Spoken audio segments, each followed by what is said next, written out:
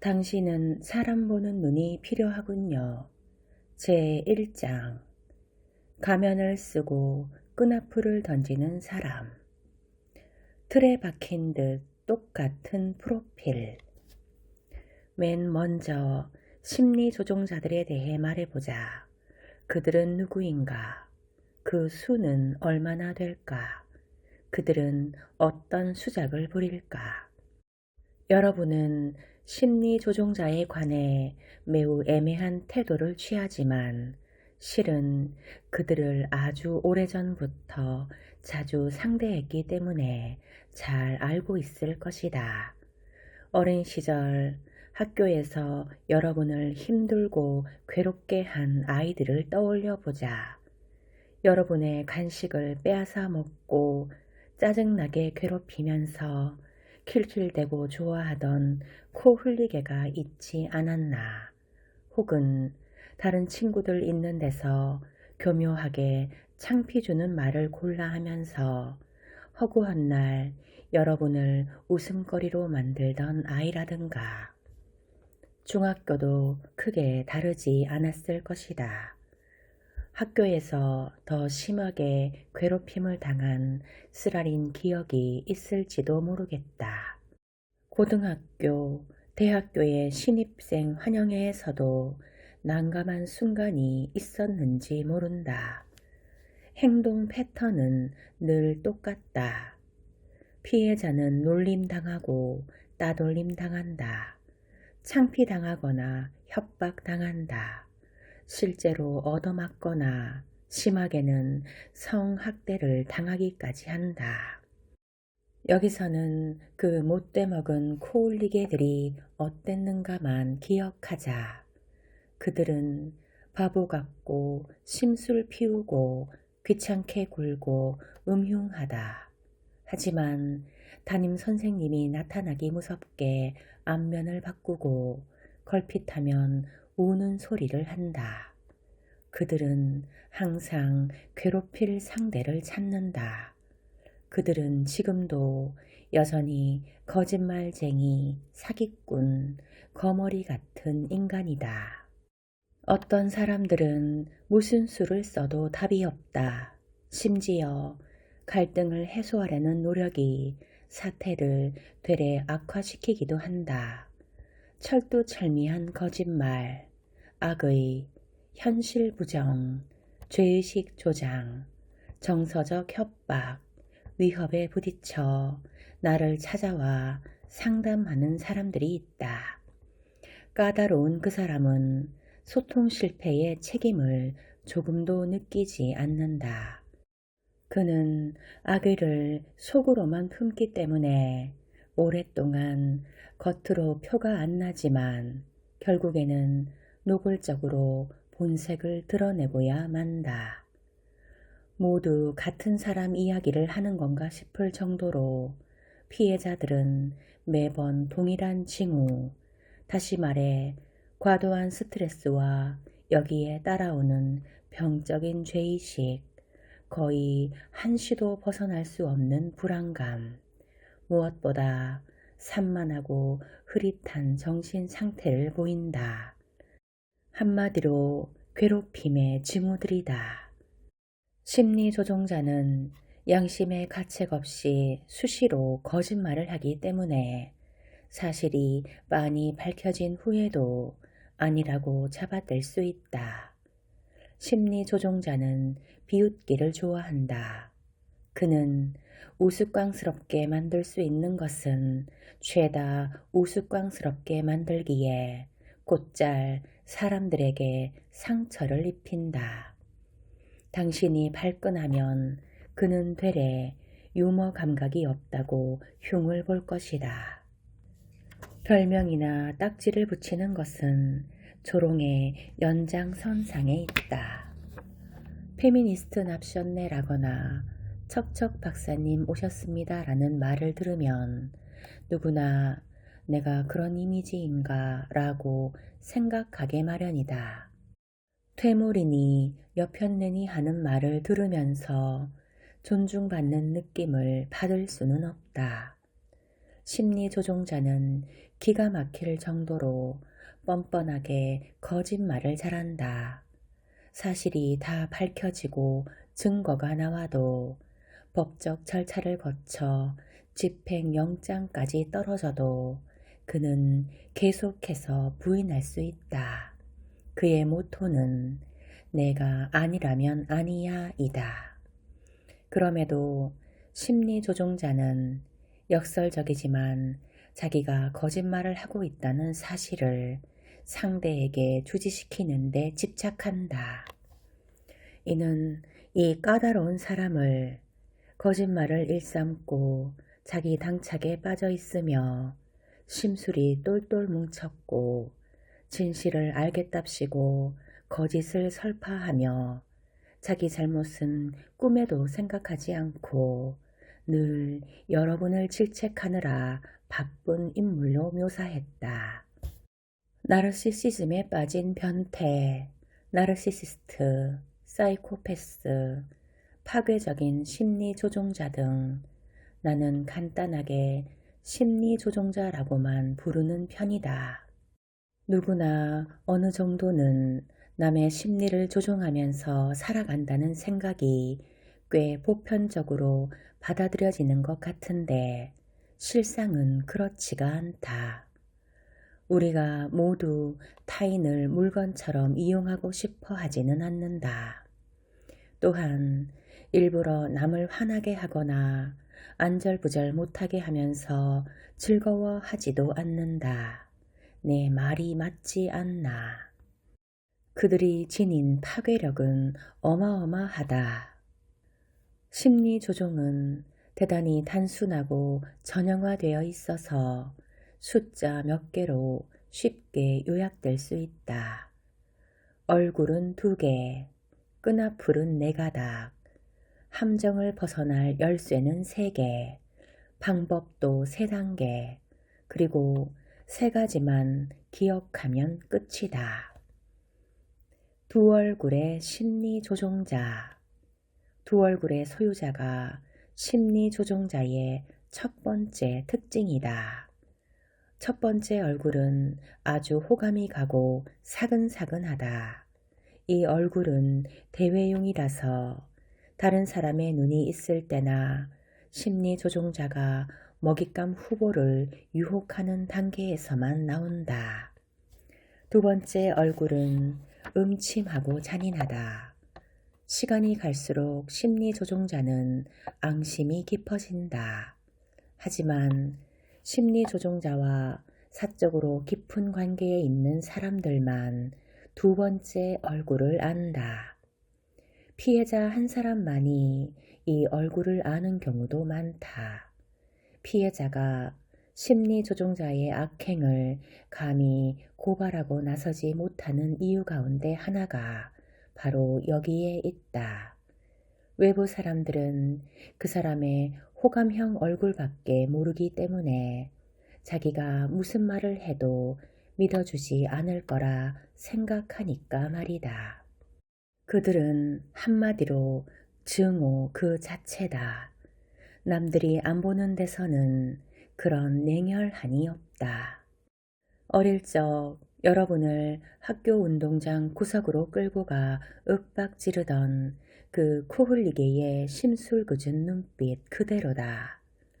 어른이 되어서도 그 사람의 못된 소행은 잘만 통한다. 그러니 그 짓을 그만둘 이유가 없지 않을까. 엄밀히 말해 우리가 심리조종자에 대해 가장 착각하기 쉬운 개념이 이 두 얼굴이다. 실은 두 얼굴이 아니다. 하나는 가면이고 다른 하나가 진짜 얼굴이다. 호감형 얼굴은 진짜가 아니라 타산적으로 착용하는 가면에 불과하다. 인정하기 힘든 사실이다. 하지만 기억을 한번 더듬어 보라. 여러분이 학창시절에 만난 꼬마 심리조종자도 천사의 얼굴과 악마의 얼굴을 자유자재로 오갈 수 있지 않았던가. 그때 이미 여러분은 그 천사 같은 얼굴의 진실 여부를 알고 있었을 것이다. 호감형 얼굴이 가면에 불과하다는 것을 아느냐 모르느냐가 큰 차이를 낳는다. 그 이유는 최초의 미끼가 바로 그 얼굴에 있기 때문이다. 처음 마주한 얼굴이 호감형이었기 때문에 당신은 그 가면이 상대의 진짜 인성이라고, 어쨌거나 근본적으로는 저 사람도 꽤 괜찮은 사람이라고 생각한다. 그러다가 음침하고 잔인한 두 번째 얼굴이 튀어나오면 잠시 괴로운 사정이 있어서 그렇겠거니 저러다 말겠거니 하고 생각한다. 착각이다. 당신은 심리 조종자를 힘든 일을 많이 겪은 사람이라고 생각하기 때문에 알아서 다 봐주는 것이다. 의도치는 않았지만 자기가 저 사람 심기를 건드렸거나 상처를 줬을 거라고, 그래서 저 사람이 잠시 냉랭하게 나오지만 계속 저러지는 않을 거라고, 당신이 싹싹하게 굴면 그 사람의 상처도 아물 테고 그러면 본래의 선량한 모습으로 돌아올 거라고. 내 말이 어떤가? 여러분을 심리적으로 조종하는 그 사람에 대한 여러분의 생각이 딱 이렇지 않은가? 간단히 말해 변명을 양산하는 기계가 작동하기 시작한 것이다. 하지만 불쾌한 얼굴이 점점 더 튀어나오고 호감형 가면은 사라지다시피 한다. 피해자는 심리조종자의 진짜 인성을 깨닫지 못한 채 그 아름다운 가면을 돌아오게 하려고 꽤 긴 세월을 허비하곤 한다. 어찌할거나 그는 원래부터 음침하고 잔인하게 생겨먹은 사람인 것을 피해자가 잘 참아주고 친절하게 굴수록 심리조종자는 못되게 군다. 그러나 피해자는 낙심하기는커녕 늘 자기 쪽에서 좀 더 노력하니 상황은 악화일로를 걷는다. 이 두 얼굴에 대해서 잘못 생각하는 한, 혹은 더 나쁘게도 그 사람에게 착한 본성이 있다고 믿는 한, 당신은 함정에 갇혀 있을 것이다. 당신이 싫어하는 그 성격이 그 사람의 진짜 성격이다. 당신이 좋아한 성격은 한낱 신기루였다. 거리를 좀 두고 물러나서 그 수작을 관찰해보라. 심리조종자는 철저히 계산에 의해 필요한 만큼만 호감형 가면을 착용한다. 당신은 짐작하지 못했겠지만 그 사람은 친절하게 구는 것 자체를 피곤해한다. 그래서 친절하게 굴 필요가 없다고 생각하면 당장 때려치운다. 예를 들어 성질 고약한 남편과 별거를 시작한 아내가 내게 상담을 받고 있었다. 아내가 떠난 후 남편은 개과천선이라도 한 듯 좋은 남자가 되었다.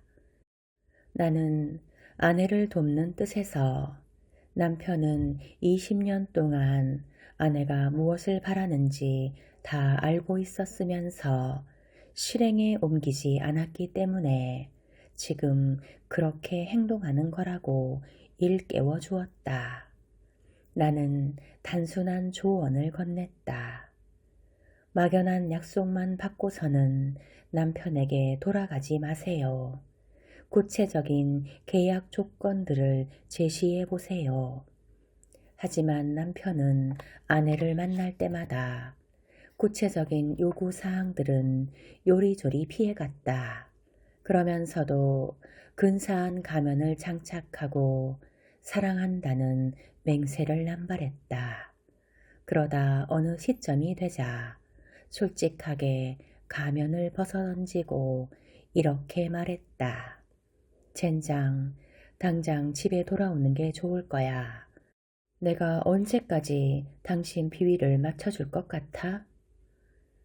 심리 조종자를 웬만큼 상대했던 사람이라면 누구나 제3자가 방에 들어오거나 나가는 순간 그 사람의 얼굴이 스위치 켜진 듯 확 바뀌는 현상을 목격했을 것이다. 그 현상은 그들이 자기 소행을 완전히 의식하면서 자기 이미지를 관리한다는 명백한 증거다. 하지만 그렇게 생각하면 너무 정남이가 떨어지기 때문에 사람들은 대부분 이 객관적인 사실을 못 본 채 한다.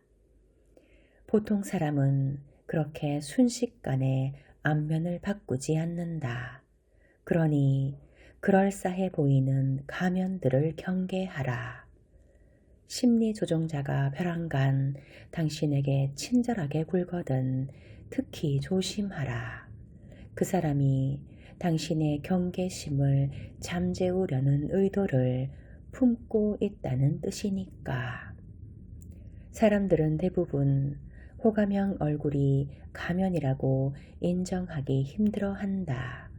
상대가 본래 성품은 착한데 잠시 뭐에 씌여 저러는 거라고 생각한다면 그 사람에게 자기가 원하는 대로 5만 가지 변명과 핑계를 만들어 줄 수도 있다. 또한 누구에게나 좋은 점은 있으니 사람을 함부로 판단해서는 안 된다는 천사표 담론에 머물 수도 있다. 상대의 인격은 하나뿐이라고 이해하게 되면 비로소 그 사람이 냉소적이고 타산적이며 자기 존재와 행동을 완벽하게 의식하고 있다는 사실을 부정할 수 없을 것이다. 그때부터 그 사람의 행동을 감싸주면 당신도 공모자가 되는 셈이다. 당신은 입장을 분명히 하고 자기 주장을 펼치고 필요하다면 갈등도 불사해야만 할 것이다. 이런 이유로 피해자들은 매일같이 심리 조종자가 내보이는 객관적인 증거를 빤히 보면서도 차라리 자기가 정상적인 사람을 상대하고 있다고 믿고 싶어 한다.